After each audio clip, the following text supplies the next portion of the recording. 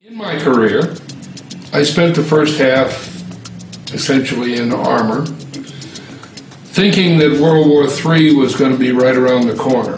I was in a tank unit, 67th Tank Battalion to be exact. At that time, the Soviet Union was the enemy.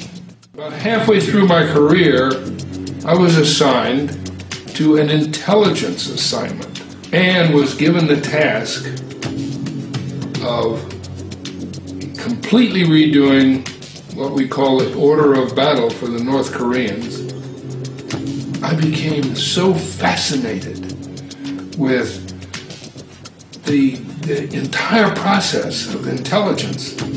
I said, whoa, I like this. I was fortunate enough, or was selected anyway, to be the intelligence officer on that task force.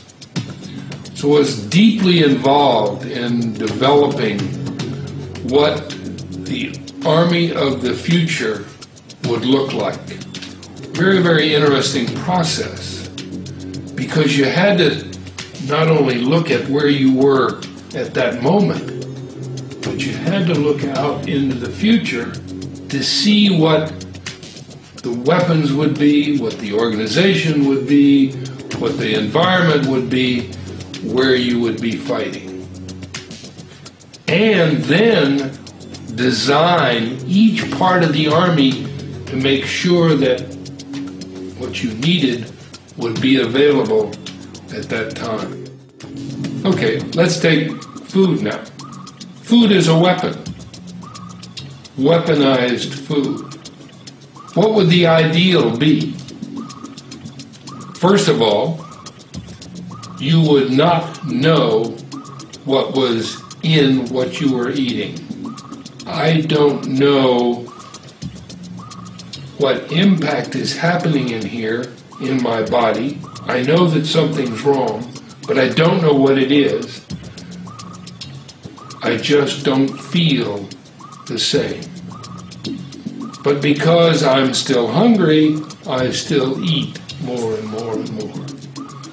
So I'm now building up more and more of this whatever unknown in my body until I reach a level where my immune system essentially collapses and I'm now sick.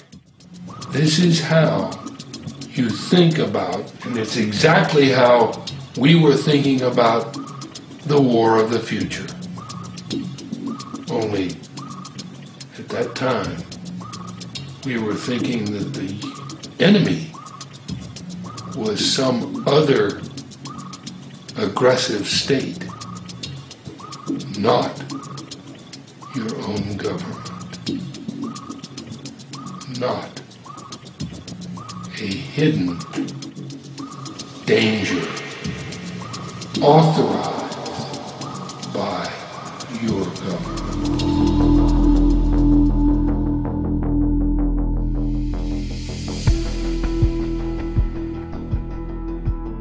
Well, this is a conversation I should have had probably many years ago. I've waited far too long, and it's time to meet Dr. Rima. It is good to see you. I've been a fan of your work for many, many years, and of course, your late husband, General Stubblebine. How are you today? I'm excellent, thank you. How about you, Dick? I'm good. It's my 70th birthday today. Well, congratulations. I turned 80 a month ago. We're getting old. You look wonderful. No, we're I not. hope I'm doing We're as not well at 80 old. as you are. I'm getting a little bit smarter, but I don't subscribe to the notion of getting old. Ripe, perhaps. Well, I think we both eschew, avoid mainstream medicine. So Totally. we take care of our own health. Absolutely. I am, as you know, licensed to kill. I am a licensed physician. And in the 54 years, almost 54 years that I have been around since graduating from medical school. I have never written a prescription for a pharmaceutical. And I am, in addition to being a physician, I'm also a psychiatrist. So I see things a little differently than most physicians. That is to say, I'm about health, not about suppression of symptoms and creation of chronic illness. That is an amazing record, to be in medicine that long and never written a pharmaceutical prescription. And I still have my licenses, so that's amazing.